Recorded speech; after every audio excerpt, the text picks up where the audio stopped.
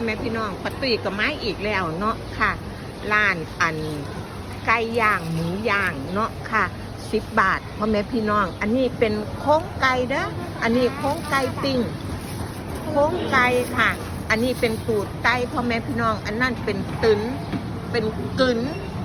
อันนี้เป็นหยังคะนี่พ่อแม่พี่น้องอันนี้คือสิเป็นไก่ที่หมูไก่ค่ะไก่อันนั้นเป็นปีกไก่พ่อแม่พี่น้องอันนั้นเป็นหนังไก่พ่อแม่พี่น้องเอ้ยค่ะนั่นอันนี้เป็นหมูปิ้งพ่อแม่พี่น้องอันนี้หมูปิ้งค่ะนี่ค่ะนี่10 บาทอันนี้ตับปิ้งพ่อแม่พี่น้อง10 บาทน่ากินพ่อแม่พี่น้องมื้อนี้เพียงปะตุ้ยกับปีมาเหมาให้ตอแหลพ่อแม่พี่น้องเอ้ยจ้า